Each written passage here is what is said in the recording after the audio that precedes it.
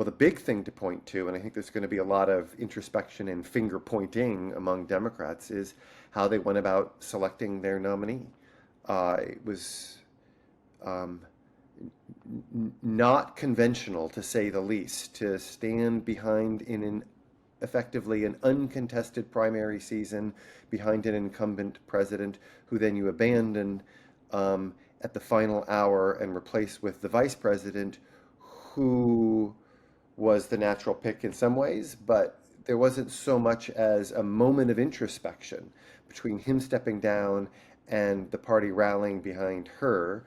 Um, Even though in 2020 she ran what was widely regarded as a lackluster campaign, and it isn't clear what her core kind of base of supporters, what it looks like. And I think there'll be a lot of, as I said, a lot of finger pointing about not just towards people, but also towards process. Just how was this allowed to happen?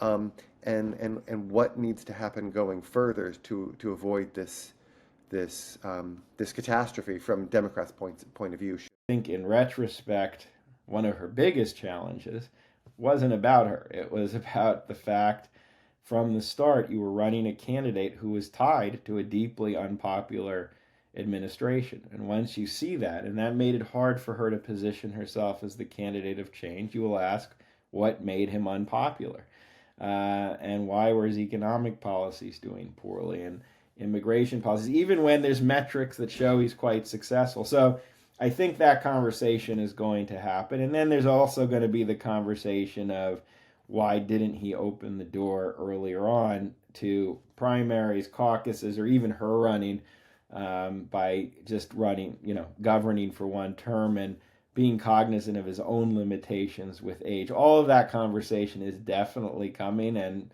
it will impact his legacy. I think a president who did a lot will be also remembered for a president who was part of opening the door to what many Democrats consider a pretty radical conservative regime. There's also a reaction still about sexism, about race toward a female black presidential candidate. I think as a historian, it's hard to escape the idea that that was part of what went wrong too. Yeah, I mean, I actually think in retrospect her campaign was pretty strong and pretty flawless, and within a short amount of time, and dealing with the fact she was running as part of an administration that was deeply unpopular. The way that all came together, and I don't think there were many mistakes, I think overall wasn't her campaign. So it was either about how people perceive the administration, which is tied to the campaign, but it's not the campaign itself, factors about her disconnected from how she performs, or these other issues which loom large in the electorate. No matter who we are or where we start out, is why I am here to say, while I concede this election, I do not concede the fight that fueled this campaign.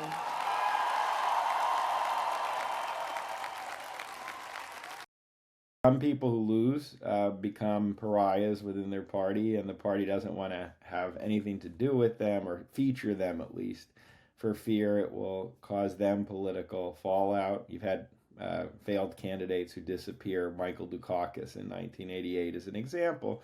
You have some, like Hubert Humphrey, who actually get back into politics. He went back into the Senate and still remain a voice, not in presidential politics, but on Capitol Hill and in liberal organizations. And then you have someone like Richard Nixon, who lost in 1960 and then runs and wins the presidency 8 years later. So I think with the history, there's really different paths someone can take, and it's hard to know.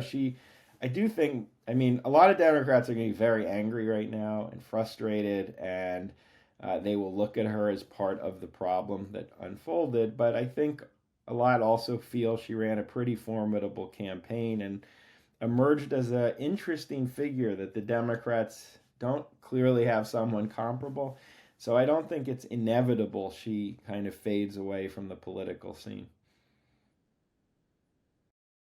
I think just politically, in terms of the short term, I do think a lot of Democrats are going to think that way. They will not entirely blame her for how this unfolded. And all you need to do is look at the early exit polls, which were showing kind of very deep disapproval, not for her, but for Biden, and disapproval with the state of the country. And when you have polls like that, which are about the incumbent, which is not her, she's not the president, I think it's hard not to see how she was tied down in many ways by his reputation.